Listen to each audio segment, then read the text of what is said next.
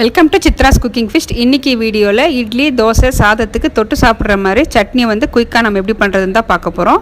இன்றைக்கி பார்த்திங்கன்னா நல்ல ஒரு சாஃப்டான இட்லிக்கு தான் நான் இந்த சட்னி சர்வ் பண்ண போகிறேன். இந்த சட்னி எப்படி பண்ணுறது நம்ம வீடியோக்குள்ளே போய் பார்த்துடலாங்க.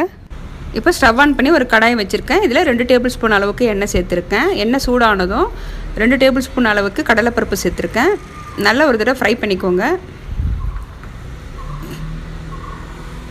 2 வெங்காயம் கட் பண்ணி வச்சுருக்கேன். இப்போ இது சேர்த்துருக்கேன். வெங்காயம் கொஞ்சம் கலர் மாறினதும் தக்காளி சேர்த்துக்கலாம். இந்த சட்னிக்கு தேவையான அளவுக்கு உப்பு சேர்த்துட்டு நான் 3 தக்காளி எடுத்துருக்கேங்க. இந்த 3 தக்காளியை கட் பண்ணி சேர்த்துருக்கேன். காரத்துக்கு 4 காஞ்ச மிளகாய் சேர்த்துருக்கேன். ஒரு 4-5 பூண்டு பல் சேர்த்துக்கிறேன். 1/4 டீஸ்பூன் அளவுக்கு பெருங்காயத்தூள் சேர்த்துக்கலாம். நல்லா ஒரு தடவை வதக்கிக்கலாங்க. ஒரு 5 நிமிஷம் வதங்கட்டும். இப்போ பார்த்திங்கன்னா நல்லா வதங்கி வந்திருக்கு. வதங்கினதை ஆறுனதை நம்ம அரைச்சி எடுத்துக்கலாம்.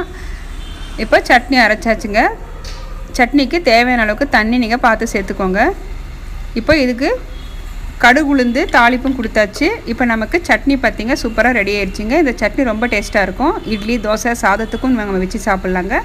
காலையில் டிஃபனுக்கு பார்த்திங்கன்னா நல்லா சாஃப்டாக நான் இட்லி செஞ்சுருக்கேங்க. இந்த சாஃப்டான இட்லிக்கு இந்த சட்னி தொட்டு சாப்பிடும்போது டேஸ்ட் ரொம்ப நல்லாயிருக்கும். வீடியோ பிடிச்சிருந்ததுன்னா வீடியோக்கு லைக் பண்ணுங்கள். நம்ம சேனலை மறக்காமல் சப்ஸ்கிரைப் பண்ணி சப்போர்ட் பண்ணுங்கள். தேங்க்யூ ஃபார் வாட்சிங்.